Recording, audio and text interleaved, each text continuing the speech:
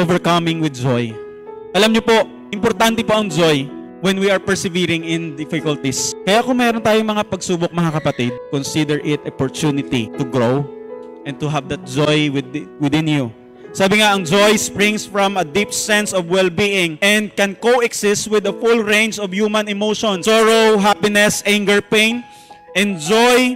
Yung makikita natin, yung joy ng pananampalataya sa Panginoon ay yung joy na yon na when trouble comes or nandyan ang trouble, it is a choice or decision na maging masaya. God's faithfulness teach us to respond to all life circumstances with joy.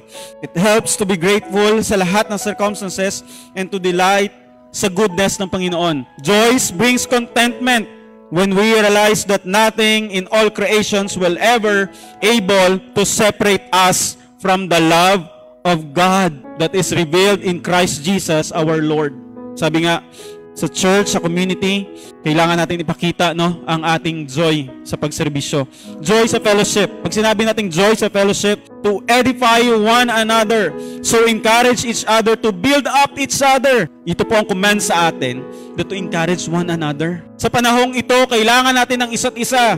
And we need to take care of each other. Pray for each other. Pinagpipray mo ba ang kapatid mo sa pananampalataya? Hindi na po ito ang time na mag-away-away o mag-argue with each other, kundi po ito ng time na magmahalan. Sabi nga, this is now the time to unite our hearts and minds and to humble ourselves before God. And this is now the time to live in the fear of the Lord.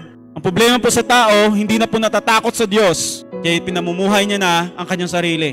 Pero kung tayo takot sa Panginoon, tayo po ay magkakaisa sa pangalan niya. As we get closer to the day of Christ's return, we will face many spiritual struggles. Marami pa pong darating, pero tandaan niyo po na mas malakas ang ating Panginoon. Difficulties, busyness should never be excuses for missing church services. We Christians should mag-motivate ang ating sarili to make an even greater effort to be faithful in meeting with other believers and participating in mutual encouragement.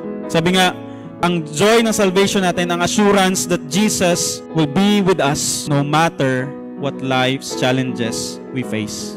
Sa lahat ng pagkakataon po, hindi po tayo pinabayaan ng Diyos. Patuloy ka lang, kapatid, dahil ang Diyos ay nasa sayo. Whenever you face challenges or trials, remember these 3 things. To overcome with obedience in His words, hope in Jesus Christ, and the joy in service, fellowship, and in our salvation. We are called to persevere in life's challenges. Kaya po mga kapatid, panghawakan natin ang promesa ng Panginoon.